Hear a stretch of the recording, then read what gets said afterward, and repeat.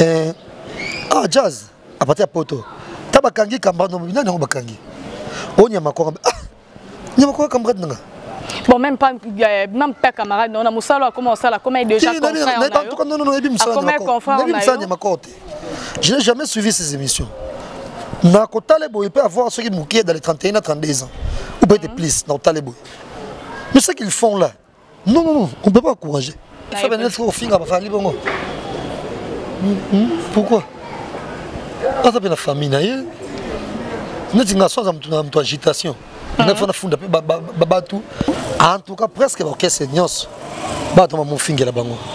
Comment? L'orchestre est presque nios. La minute.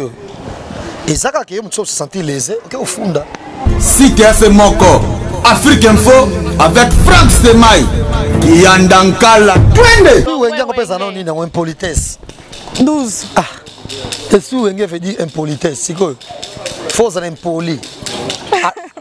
Ah, toi, on a dit que tu es faut me moi, mon bal. C'est moi, c'est pour vous. Que au sang là, de même baba sama le babo. Bon, déjà tu le but trop. Banga passe. On doit me dire pas ça outil à éducation là. Nyamako bakangi était batebele. Bon, c'est un succès. Finga baken, ba maman niki on bango pas ça succès donc au méga côté. Dans ce succès, Kofing et comment on met là-bas, et ça la buzz. Il y a le kuta. Bana Guine, Bana Dar es Salaam, Bana Poto, Bana Mokil Mobimba, Cité à ce Moko, Afrique Info avec Franck Stemai, Yandankala, 20. X-Bass, Marandura.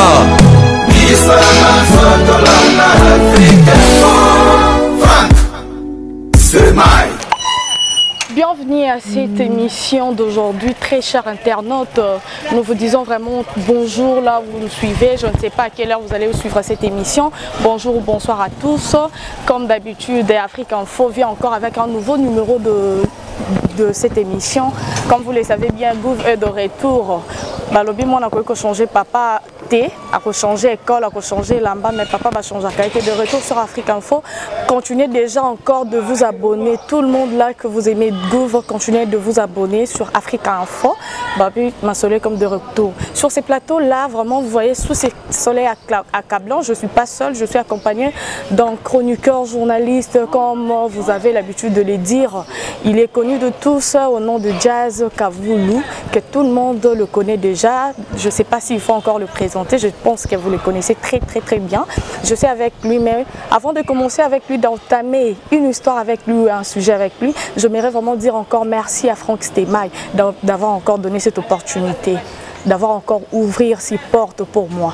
Je dis encore merci, merci à toute l'équipe technique d'Afrique Info et merci à toute l'équipe, le chroniqueur journaliste de Afrique Info. Bonjour Jazz. Bonjour madame. Déjà santé, il n'y a pas à dire parce que nous avons des choses à bien, on a très bien. Vraiment, et nous en forme qui donc nous avons moi zongi donc ma cliente tout ça vraiment. Babi était na biso bébé. Et là au chauffé donc et puis ça se pose ça ma casse donc voilà. Tout zongi pensa donc tout va bien. Vraiment, comme je disais, sous le soleil accablant, vraiment, tout ça, comme ça, là, juste la question de vous informer. Informer, c'est notre devoir.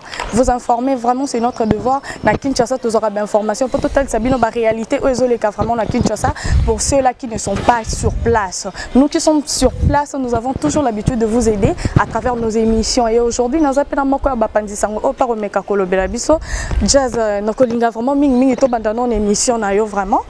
Émission, na Osala Kinawata. J'ai l'habitude à vraiment peu d'émissions, il y a un site Moussousou, voir comment aussi ça évolue.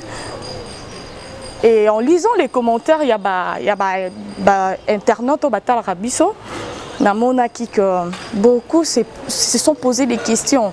Jazz était un peu trop réservé.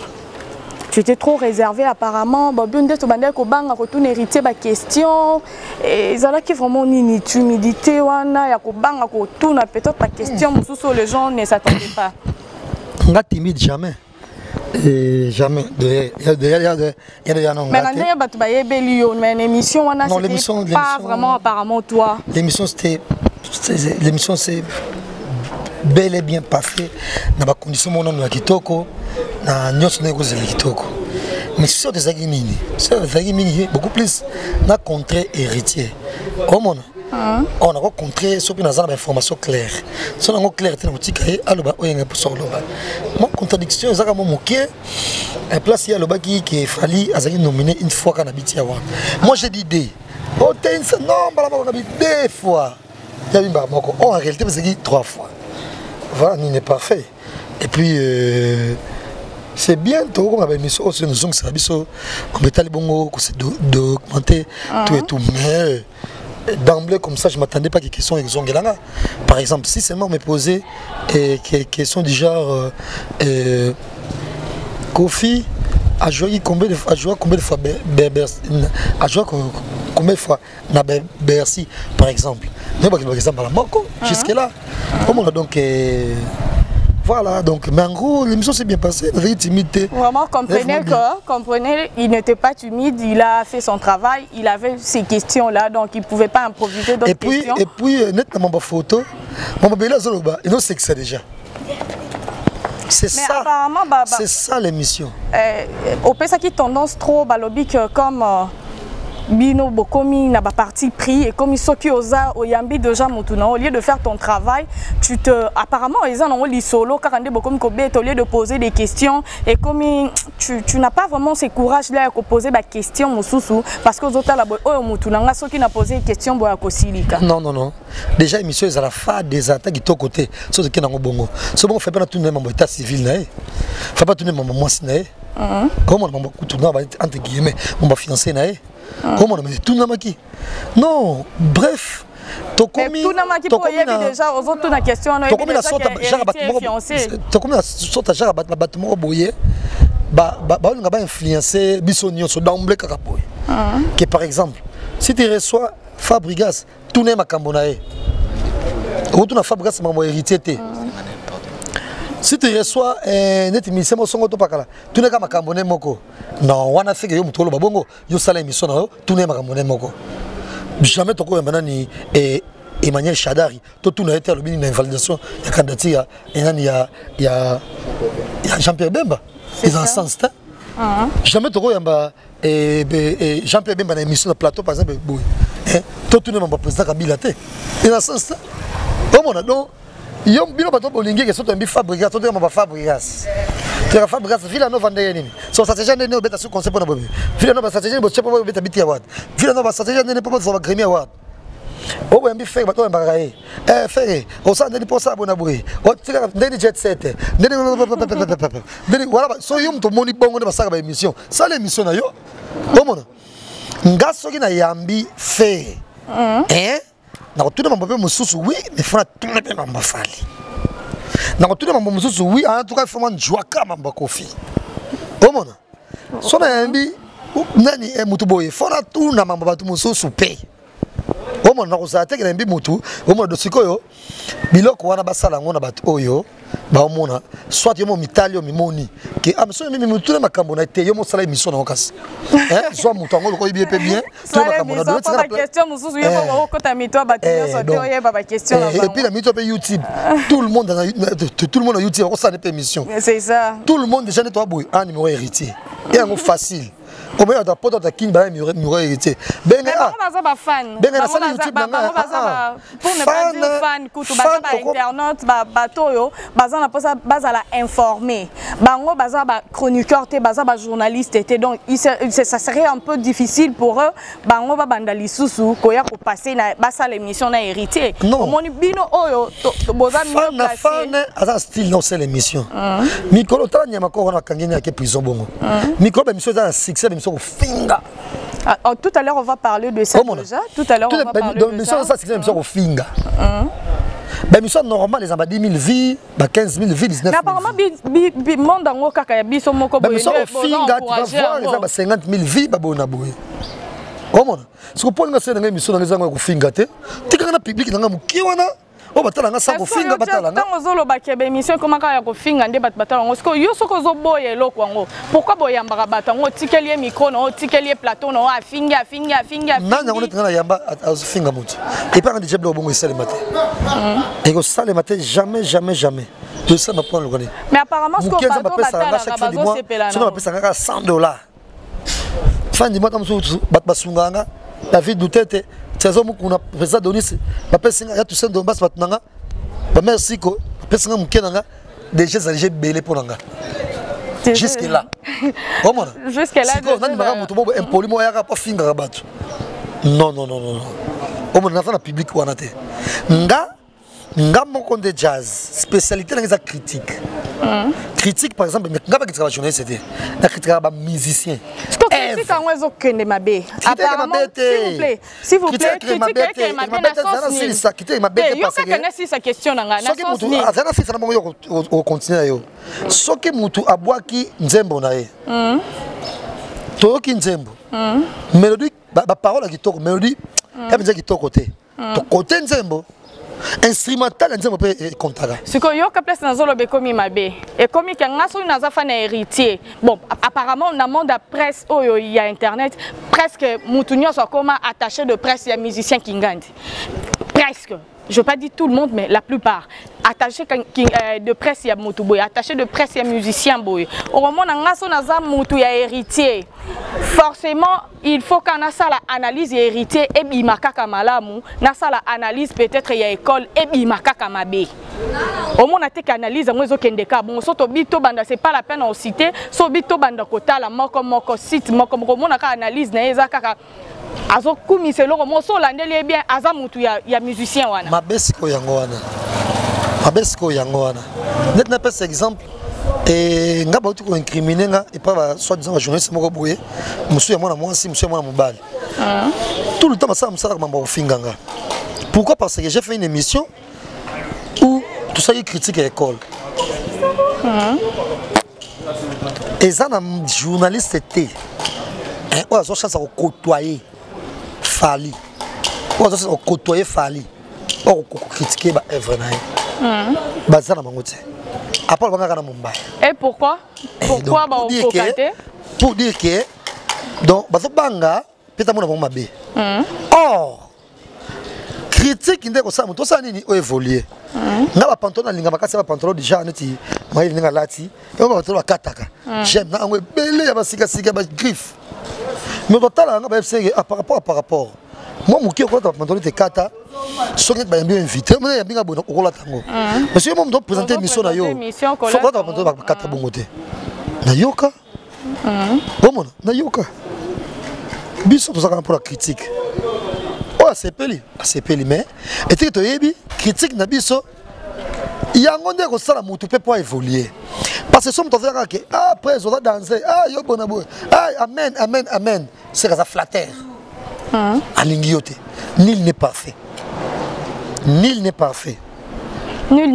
donc même na musana nga et en tout cas limbisanga d'emblée bona koloba na quelques journalistes na talaka yanga ngi fait de drôle.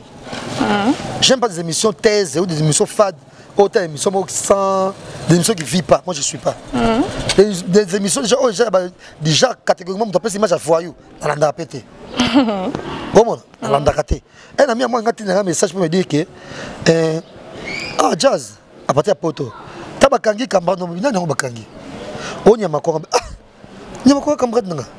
Bon, même pas camarade, on a Moussalo comment ça là, comment il déjà confrère. Je n'ai jamais suivi ces émissions. Na Kotalebo, il peut avoir ceux qui mouquent dans les 31 à 32 ans. Ou peut-être plus dans Kotalebo. Mais ce qu'ils font là, non, on ne peut pas encourager. J'encourage pas. Noir sur blanc. Tu n'encourages pas, c'est ça le problème. J'encourage pas. Lobby, apparemment, bino solidarité, zate, misous lobby, ndekoliézer, tant que bakanga qui est tout le monde, vraiment, journaliste ni en so ya télé, même il y a internet, tambola qui, marcha qui pour na bimisa, ndekona bon dengue yo moko lobby boy nul ne parfait. Donc peut-être peine ya makor, aza parfait, et aza ba partie faible naé, ba partie forte naé. Partie faible n'est-ce qu'au finga ba fali bongo. Pourquoi? Ça peut la famille naé. nous avons une agitation. Nous avons fondé Babatou. Papa ndeko na mabato sala nga ba sepelata. Comment ba sepelata? Bandeko na muso ba mise pe mbongo ba mbongo funda ba bona boye. Mais ngalo ba bon, ngalo wana mutu ça donc talaga. Ce système on est comme évoluer comme chroniqueur ou soit journaliste à sa émission moko boya fingi musicien moko boya lobi ndenge ezokendele comme au fingi bakangi bino moko pe na milieu ngo bozo ma réputation ba musicien bato balingi bongo. Ba musicien baza mukie o baza bato bafingela bango te. En tout cas presque orchestre nyos bato ma mufingela bango. Comment c'est presque nyos na minute. Et ça quand il se sentir lésé, OK au fond là. Comment de comme on ka bongo. Ba musicien OK c'est sur même bato bafingela bango. Comprenez, nous sommes avec Jazz Kavoulou. Vraiment, vous suivez déjà Afrique Info avec Daily Lor Luyezo. Nous sommes là déjà de retour. Abonnez-vous massivement, Jazz, pour notre continuer, tout à l'heure, où t'es Koloba, Likamboya Fabro Awa. Je m'irai péto kota na moi Likamboya Moukie, Fabrigas. Fallait annoncer message moi quand il y a pardon muta finga kinga na télé normalement il faut zonga na télé pour senga pardon parce que soko saliango na téléphone bato yo tango finga ki ba mona ki boye baté ko ya ki senga pardon et Fabrigas s'est donné vraiment ce courage là à être na niveau à lekani kaka na même plateau au fallait lekaki à sengi pardon mais et puis si nungu makasi il y a plusieurs journalistes chroniqueurs balobeli ke Fabrigas aza yuma Fabrigas aza zoba aza esprit wengete ye banda lelo kuta esprit wenge ko pesa noni na impolitesse 12 esprit wenge veut dire impolitesse c'est quoi faut ça impoli to no kitoko boy no kitoko boy faut mo mobali c'est esprit wenge que sangalo te bona yuma de même baba sama lo babo esprit wenge je m'en fous donc esprit wenge faut comme mobile donc pour toi maintenant tu dis quoi Fabrigas non déjà Fabrigas a tort ou c'est normal à Coco il a pratiquement raison il est bien éduqué il l'a fait avec son cœur moi j'encourage vraiment Jazz encourage Fabro donc ce que Fabro a fait moi aussi je trouve qu'ils ont bêté même la Bible nous dit que le pardon est une puissance qui libère donc muto ça va sentir que na leza ki mutu moko boye na yego senga pardon ba senga ka nzambe te sinon la Bible peut banga ba lobaté que le pardon est une puissance qui libère Jazz to continuer toujours kaka na monde dango ya internet vraiment to komi pe comment na monde dango internet je sais pas on ne sait plus qui est journaliste, qui est chroniqueur. Apparemment, différence vraiment lui sous-souté. Comment, je sais pas, tout le monde, je sais pas, journaliste, chroniqueur, on ne sait plus différencier. Parce qu'en ce que je sache, il y a une différence entre un chroniqueur et un journaliste. Bon, en gros, un journaliste, c'est quelqu'un qui a place les Cambrézali, a eu information, a traité et pas diffuser. A eu diffuser dans la télévision, dans la radio, dans la presse écrite. C'est lui-là un journaliste. Un journaliste, et ça c'est beaucoup plus de place dans le terrain, place dans le conflit. Dans la guerre, dans la journaliste d'investigation, la journaliste photographe, ils sont au cœur de l'action. Au cœur de l'action, ils écrivent, ils envoient des images, tout et tout. Celui-là, un journaliste. Mais il y a des présentateurs des émissions qui sont sur le terrain. Montaki a salé les nions, a filmé, a expliqué les gars qui y a ce qu'on traite tango. Il parle qui a TV à diffuser.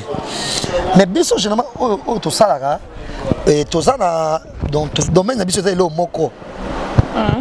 Par exemple, dans le domaine de la musique. Des fois, je me permets en gros de socio-culturel. Mais dans le domaine de la musique. Musique parce que na vandi. Là qui été quand même nzembo. Donc je peux vraiment aider moi ça la paix quoi que ce soit par rapport. Et quoi batam sur biographie à mon toupé dans une salle. Tellement biso to famille na moi ba polémique. Ni quoi ba ni na sala ikuna boye. Donc on sala muto boye. To que mo comparer bango. Comment on passe et concurrence est toujours loyale. Mais biso par rapport à ça la biso qui nga il y a une concurrence entre les musiciens. Mais tala obo mais yonde ni boy. Tala obo yonde ni boy. Mais en même temps, na ye penza na informe, na ye penza na moi traitement na ngapé, on a traité na yepé. Parce que na cause za la paix, tout au long émission on a zo sala. Mais avant la bandango, na persina nos informations mo sont bien traité là, to pakala. Donc je suis un présentateur, en même temps journaliste parce que on peut ça peut information, on peut s'engueuler. Donc être tout trotter les deux biloko wana. Vraiment parce qu'il y a une question qu'on nous a demandé ça vraiment toboyaki que toblo bango karabiso moko il faut pas battre mususo peut-être yo répondre bango peut pas comprendre. Donc nous continuons toujours tout à l'heure au Kolobake toi tu te bases vraiment beaucoup plus na musique. Donc spécialité. Spécialité non et la musique. La musique yango une spécialité na yo. Comment tu trouves la musique d'aujourd'hui? To comme qu'on remarqué avant ezalaki que mutu soka bimisi album na ye vraiment et ça li carton peut-être à Koro ça fait 5 ans. Album na ewan beta kaka bimisa album mususuté. Mais aujourd'hui nous avons constaté que après 2 mois ou après 1 mois au monde chaque musicien commis album eza souté comme kabwa kinzembo moko ça le succès 1 mois 2 mois. Tant mususu koute silina nouté abwaki le susu mususu. Comment tu trouves ça en fait? Parce que la plupart de personnes babi yango pe bomi musique biloko et komi mikolo je sais pas. Les autres aussi disent que à l'extérieur comment beta kaka biloko bimisaka sous album te comme nzembo na moko wana asaleli yango succès. Comment toi tu trouves ça? Oh, c'est une nouvelle vague, mais c'est pas ça la bongo. Mais mais ça mis au bas dans la tendance donc ouais plus jeune quoi. Et vous verrez jamais pas monsieur va vendre ça ndengona. Et mais dans la tendance, il y a une stratégie kaka. Et comme on peut musique la stratégie wana parce que déjà c'est maintenant comme tous les 4 mois. Donc box moi tib. Il y a une stratégie kaka. Et puis bon mimi côté ka bablo ba marché na bango ba IT et j'en passe et quand on peut en bon parce que ba producteur ba ça rappelle les sous-soutés et tout donc ils appellent cop mbimba appelle ma cop je sais pas si qu'il y a déjà à la base musique na biso à la base c'est ba fertilité abouti en rien au monde. En parlant de fertilité, qu'est-ce que tu veux dire par là? Donc moi ba mission ba collaborer avec mon gentiment. Bon ça on va te pour ba fan mon pixement ba salam. Est-ce que Zalara Kaka Bafan, ça vient aussi d'eux-mêmes? Tu ne vois pas quand Fabrice a dit pardon. Est-ce que maman Fabrice a dit que tu vas me dire que tu vas me fan. Batumusu ba lo ba po eza pardon moko ya hypocrisie eza pardon moko la tielamba. Eza nzambete. Nzambete. Toi nzambete ba ki pardon eza hypocrisie. Toi nzambete ba ki réellement mo fallait lo ba ki ça la ngopé. So do senga ba pardon. Puis pour l'imisa bango. Tu peux nous embêter. Nous avons appelé le courant bebo. Mais ceux qui Fabrice a selon le courant bebo. Pourquoi? Comment? Non, pourquoi face à la bongo? Voilà. Vraiment, nous chutons déjà. J'aimerais vraiment dire encore merci à toi Franck Stemay de m'avoir encore donné l'opportunité. Gouva Zongi, donc vous s'abonner. Je suis là avec Jazz Kavoulou et derrière la caméra, sur besoin de vraiment une émission parce que Maëlle Rachidi Sadi qui est là et là derrière la caméra. Jazz Tozo qui est devant la fin. J'aimerais que vous lancez un message, je sais pas. Tout à l'heure au tour le bas, yoebi musala Nyamakor. Puisque tu connais non comme on a mis ça là été mais les autres baby Kenyamakor c'est un journaliste et chroniqueur na Katia internet. Quel message au Koiko tout le monde qui peut maniquer peut bakanga qui est toujours na ba même biloko. Quel message au Koiko lancer na ba ninga mususu o bazota la yo na ba site mususu peut bakolo ba chaîne wana. Pour ceux qui mukolo chaîne boy buzobeleka buzobekoleka te. Ce qui vous a besoin les cas, c'est parce que mon colo chaîne à permettre en les cas. Qu'est-ce que tu peux lancer comme message pour yoper le los dans la chaîne na yo? Bon déjà tu le but trop banga passe. Nous devons dire pas ça outil à une éducation na Nyamakor bakangi était batebele. Bon ça succès. Finga baken ba maman niki ba bango passer la succès donc au méga côté. Dans ce succès, Kofing et comment on met la banque, et ça la buzz. Il y a le kuta. Ah, le kuta, mais la peine à maille, la peine de bloco, vraiment, tu as lié de biloko, le somme de sous. Non, mais pas de maille. Donc, selon moi, il y a le kuta, battre ma canne. C'est pas nango. kasi po ba oyeba ke yazolo ba vérité azala na mutu boye soka zolo ba na vie po ani net ngani makona finga ngade po na tala gete po na yebiete donc tala mutu fa finga onano te po tala na biloko to finga kate ah c'est ça comment donc voilà donc tant on bima moi bani na sala ko nyako finga to ko tika ima oyeba. Et quel message à lancer au patron et à la chaîne? Tu as sous tes toquins de Girake, Bimba Soso Matangate. Donc, Bakangio, Bakangio. Et Bimba Soso Matangate. Bon, Sanganate, Kofipe, au Koufipe, au Koufelipe, au Yepete. Ah, mais tu n'as lieu, mais non. Et puis, ndako na bino ziki mama papa na bino bande kono so nakati bakufaki yo moko mdotikela pas au foot na ndako no so na chambre na yo to ya peka te poto kelo mawa pas jusque là pas poto kelo mawa oh mawa mayele papa ma kufeta ndako pas bafanda kama bande kono so nakati foto ka tama hotel otala quand même to kelo mawa malgré ça to ya kate de to ya o kufeli bongo to ya kate mawa ya musika na comité te mawa pete to yepete. Oh, on est comme ça, c'est terrible. Parce que c'est trop. On a essayé, on a minimum gentil vers Batou, mais trop bon, trop couillon, trop ça la sauce semblante. Et tout ça, on a Noël, Madinga. Là. Hypocrisie, les qui tournent la presse, jalousie, les qui tournent la presse. Nous sommes dans un monde qui a Kabonga Songo. Dans la Tieboé, on a un million. Nous sommes dans un monde qui a World, maman dans sala. Et il y a mon babé. Oh, nous, on a eu ce temps-là, il y a sala, on est comme boye. Pas de quoi le bango, hein. Qu'est-ce que mais ça, ça finga, sans star na plateau. Kasi yango na ba bi yango de makam. Et mais ça, ça finga, sans star na plateau, le to vandi kabou. Biso mo ba koni foat. To niami si public bongo, mais si public na la muki ya bon. Sujet 200 000 vies. Toniati, c'est 180 000 vies, 120 000 vies. Ça sera succès beaucoup pardon. Et puis ils ont des quotas partout. Australie, Corée du Nord, on a pas ça Pyongyang, pas ça on a pas quota raté. Tous aura pas la côté kuna. Ils ont temps, ils ont des minutes on est dans la régénération fait na fali. Au moins pour mais ça me souba faut pas qu'on soit. Ba mi konza pensa presque on va faire na fali bo. Voilà. Ça n'est pas cette époque ça qui attend toi ba jeune toi collaborer tout le monde ba Blaise Wanga au le cap. Ba Francis Kankonde au le cap. Tout le monde ba chacun ba Bimi. Ba Natilo Kole ba Bimi. Ba Marius Munga. C'est Marius ça qui déjà. On a une époque où on a ba Francis Kankonde, ba Blaise Wanga.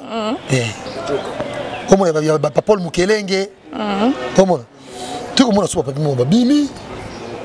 Comment tout le monde a soit Bimi pekaka. Tu peux bien sauver ton Bimi sans qu'on finga batou. Tu vas dire biso moka na plateau. Mais vu que les universités aussi continuent, bah journalistes Robima kaka. Pourquoi pas? Et puis on est là pour étouffer les gens. C'est ça. Loin de là. Ce qui est bon, mais linga coup de obi batu mususu. Na lona ni son émission. Ba mususu mon na vinanga. Comment? Batu mususu akolinga te. Mais c'est ça aussi le mal. C'est ça aussi que nous trouvons mal. C'est ça aussi nous trouvons mal. Pourquoi?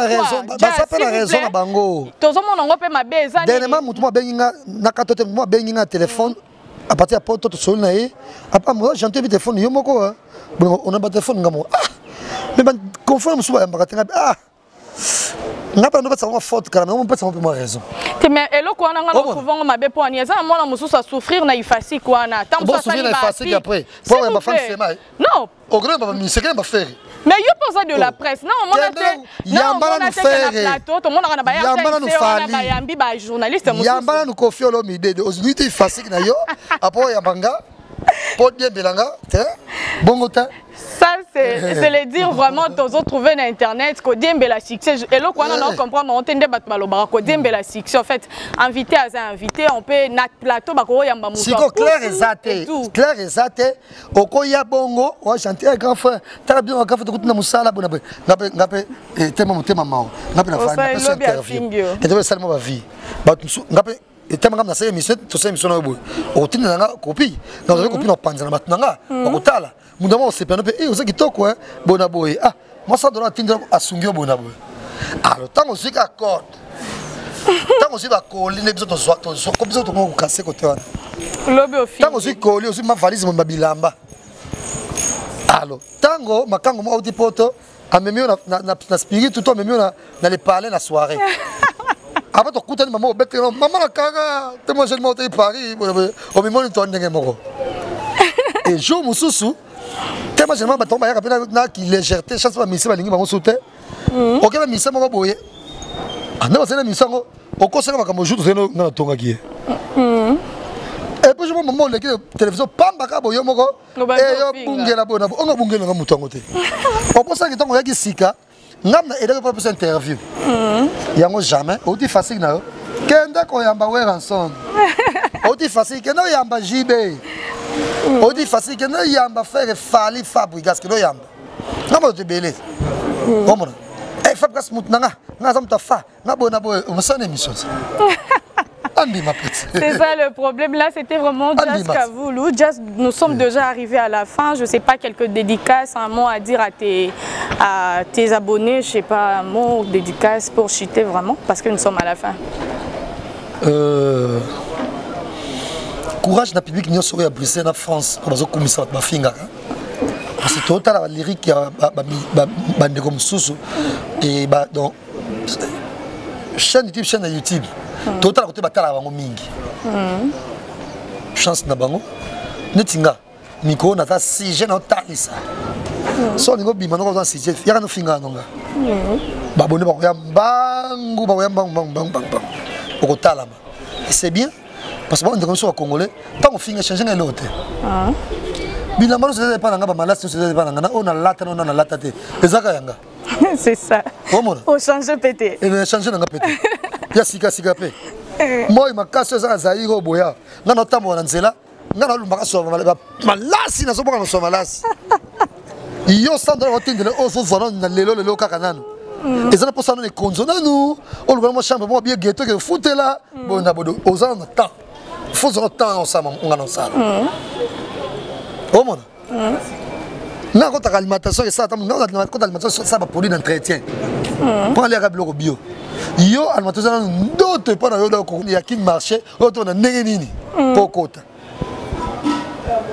bon continuer même sur le ça biso to ça sur le monte to kansa monte to ça elo mutu monte bon on déconne biso bolia na ko finga biso ça biso bien et ça bino bien bo foutre na ba maman bino ba hôpital bandaku bo foutre na ba maman no bandaku et debino ça nous beau ça là nous on n'a pas ce temps là parce que toko ba no copier bino ba bourrique te toko no copier bino et bino bona bagage te so ba tchemnel bo ça que so pour un champion bon que so bona réponse aux ongis te au moins donc biso toko calculer bino te au moins ngapa na bodo pour calculer ya passe mais to kondira do jet bemba so so matanga te donc nyonso ko yela yo